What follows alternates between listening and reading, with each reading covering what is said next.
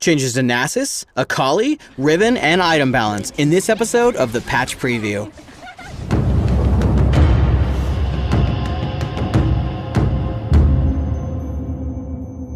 Hello summoners and welcome to the Patch Preview.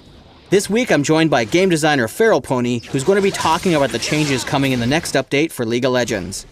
While this video won't cover every single change in the patch, we did want to take some time to explain the thought process that went into a few of them. Let's start with Nasus.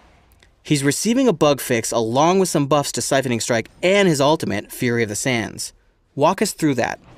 Sure, I'll start with the bug fix. We recently discovered a problem with Nasus where his Siphoning Strike critical hits were dealing more damage than intended. We fixed the bug, but while we were looking at Nasus, we also decided to address some core Nasus problems by buffing a couple of his abilities. First, the mana cost of Siphoning Strikes is now the same across all ranks to help players with their laning efficiency. Second, Nasus has a lot of trouble when it comes to catching fleeing opponents, so we wanted to give him some more tools while still allowing some form of counterplay. In the end, we decided on Fury of the Sands as the best way of doing this. Now, Nasus grows visually and strategically when he uses his ultimate, as we've given him an attack range bonus and a cast range bonus on Wither while in his ultimate form. We've also lowered the mana cost of Fury of the Sands, but the key thing is this extended range.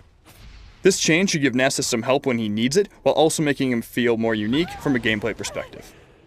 Let's go ahead and move on to Akali, who's going to be getting a quality of life change for her complicated passive, Twin Disciplines.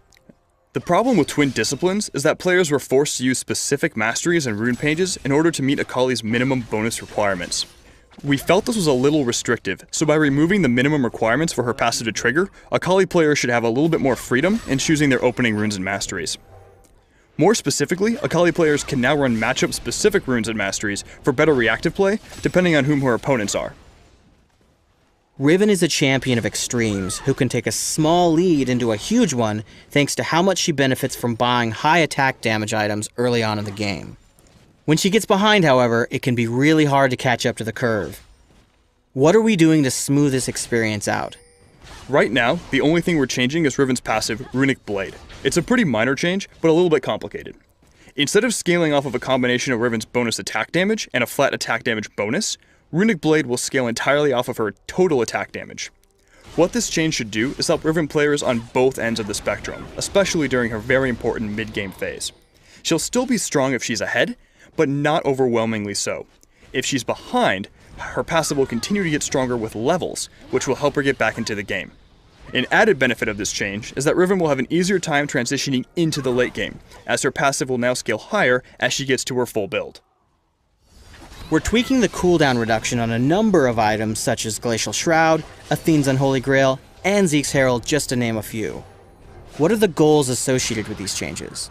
The key thing we wanted to do with this item rebalance was to better differentiate between high cooldown reduction items and low cooldown reduction items. Currently, a lot of popular items have some form of cooldown reduction built in, and players are maxing out on this stat without much thought. With these changes, we wanted to push players to be more conscious of their item builds. If you want to maximize cooldown reduction, you should be actively pursuing it, not just falling into it. As an example, you don't really buy a Deathfire Grasp for the cooldown reduction. You buy it for the powerful active nuke.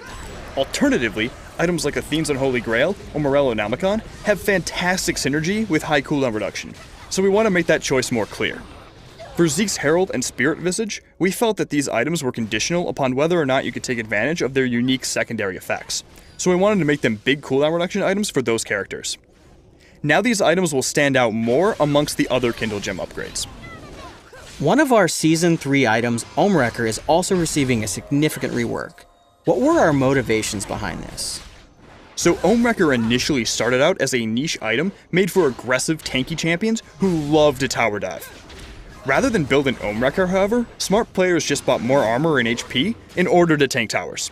With these changes, we're repositioning Ohmwrecker as a strategic purchase for squishier champions who still want to play aggressive by having it build out a Philosopher's Stone.